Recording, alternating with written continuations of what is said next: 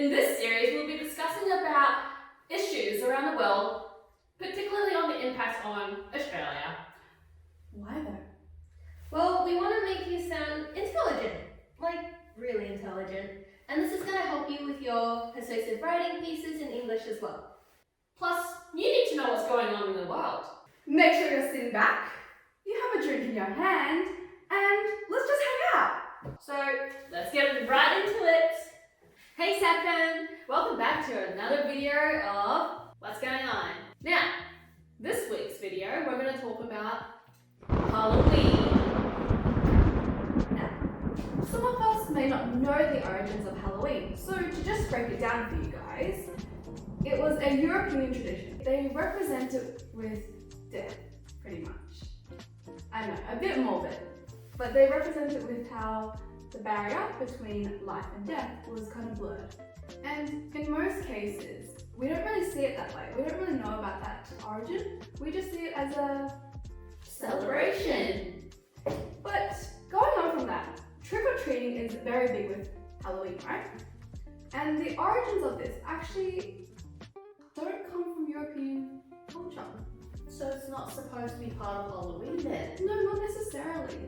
Oh, Yeah. then why are we doing it? Well, surprise, surprise, the Americans actually adopted it. And trick-or-treating became a thing where you get to dress up, you get to go and get candy from people's houses. It was just a time for socializing, pretty much. So the Americans have taken that tradition, changed it, and called it their own. Yeah. Good job. Well, I don't think that Australia should be celebrating Halloween then. It's an American tradition, American custom that they didn't even own Okay. in the first place. And we're in this southern hemisphere. We're not going to be in the middle of harvesting. We're not at the end of summer at the moment. We're actually about to enter into summer in Australia. Why should we celebrate Halloween here in Australia?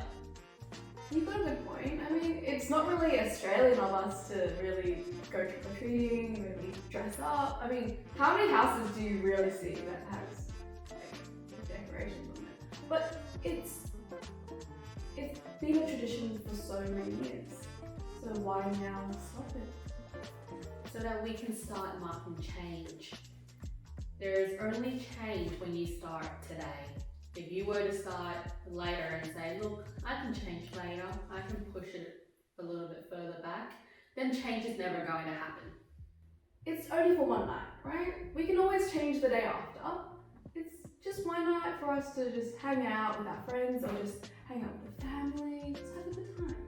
Well, on this one night, you're actually encouraging children to knock on strangers' doors, ask for candy, ask for lollies. And if they don't give you lollies, you would actually damage their homes. What sort of lessons are we teaching our children here? I've got a point there. Got a point there. 1 point for Jamie.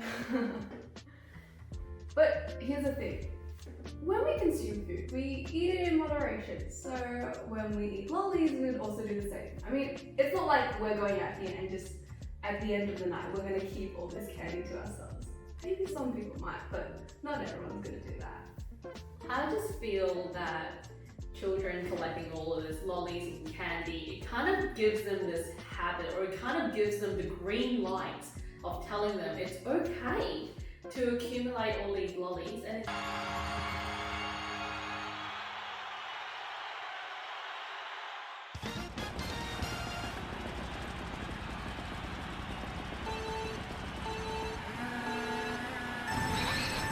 it's okay to consume these lollies now, later. So I don't think that Halloween is necessarily a good celebration for children. So if we were to think of, say, a midpoint that we could all come to. I think there needs to be moderation in everything we do. And I also agree, we might need to change up the traditions.